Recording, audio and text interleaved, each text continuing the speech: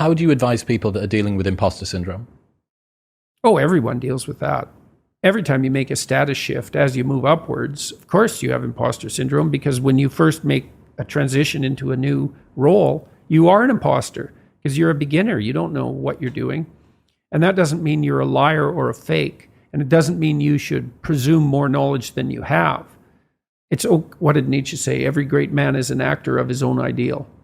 And that feeds into the imposter syndrome in some sense. If you want to move to the next stage, at some point you have to act like you're already there when you're just barely started. And that's not a lie. You know, it's the willingness. It can be, and it can degenerate into a lie, especially if you presume more than you know. But if you move, you know, let's say you move from being an undergraduate to a graduate student. Well, all the other graduate students and the professors know that you're just a beginning graduate student. They're not going to expect as much from you as they would from a more seasoned graduate student. So you have some leeway that's genuine, but you are, you know, the low-rung occupier of that role. And of course, you're going to feel like you're an imposter if you have any sense, because you're just barely there. You just made the transition. That's okay. You know, that's not a problem. First of all, you have to understand that everyone with any sense who isn't narcissistic feels that. And it's actually an indication of your mental health and your competence, as long as that doesn't become crippling. It shouldn't knock you out. I'm such a phony. Well, don't be a phony. That's the first thing. If you're dealing with competent people and you admit your ignorance, the competent people never judge you harshly for that, as long as you've been paying attention. So in my classes, for example, people were often afraid to ask questions. And so sometimes I would point to people and ask them if they had a question, especially the quieter types. And they'd be afraid to ask the question because, well, they're revealing their ignorance. And they would assume they're the only person in the room that's that ignorant, but they're not, because if they were paying attention and they had a question, the probability that half the class had that question was really high. It's different if you're not paying attention. And so you can be ignorant, you can be an ignorant newbie, and you can even ask the questions that are necessary to ask in that position and sort of reveal your inadequacy. And as long as you're dealing with competent people and you've been paying attention, they're just going to answer your questions. And then you only have to be ignorant once. That's the thing about asking a stupid question. You only have to ask it once. Then you're no longer stupid. To well-balanced people, that intellectual humbleness is endearing. Right. Really endearing. Yes. So one of the things that I want... Just because they're always asking questions too. They always have imposter syndrome too. If they have any sense, like, what are you more what you know or what you don't know?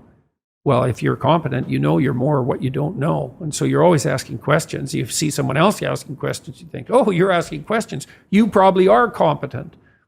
So... And there's the trajectory, that's the trajectory of a person that will become competent or more competent in the future too. Right. So what I would hope with imposter syndrome, and this is something that I noticed, first off in myself, but then in other people as well, I've bro-scienced my way into something called imposter adaptation. So hedonic adaptation is the phenomenon where your happiness level tends to reset after a change in circumstances. So you buy a new car or get a new house or get the job promotion, and it feels good for a while, but then it resets. Imposter syndrome being that you never feel fully worthy of any achievements that you get in your life and you don't feel like you are worthy of being there. Imposter adaptation is a real nefarious version of this, where no matter how many times you disprove your lack of self-belief, it continues to persist in the real world. And there is a kernel of truth in this because of what you said. If you're trailblazing, if you haven't done this thing before, but you also have to think, well, how many times have I done something analogous to this? How many times have I done something that's kind of like this, but not quite this? Yeah, well, people who are high in trait neuroticism are more likely to feel that way. Because, so neuroticism is the negative emotion personality trait, and it's an index of sensitivity to threat and punishment, essentially. So imagine that it's very difficult to calibrate how many units of physiological preparedness you should manifest per unit of threat, right? Because how big's the threat? And the answer is, you don't know. You wake up in the morning and you have an ache in your side. Is that nothing? Or is that the cancer that's going to kill you in 6 months? And it's pretty low probability that it's the latter, but the probability is not zero. So why shouldn't you be panicked out of your mind? And the answer is some people are. And sometimes they're right. So the calibration of threat, especially when it's associated with novelty, is an impossibly difficult computational problem. We have like 10 different mechanisms to try to solve that. And one of the mechanisms is, well, there's tremendous variability in response. And if you're higher in trait neuroticism, you're going to have the problem you're described all the time. You're going to be doubtful about your competence and the validity of your position. And the only treatment we really know for that is to expose yourself to things that you're afraid of voluntarily and to become braver as a consequence of doing that. But some people have to live with that more than other people. The thing that I realized was that after a while, if you continue to disprove your imposter syndrome in the real world, you have a challenge, you're adamant that you probably won't or might not or don't deserve to get past it, and then you do, after a while, you have to admit to yourself that your imposter syndrome has nothing to do with your capacity and everything to do with your addiction about feeling like an imposter. And well, and that does change. As people age, generally speaking, they become more agreeable, more conscientious, and lower in negative emotion.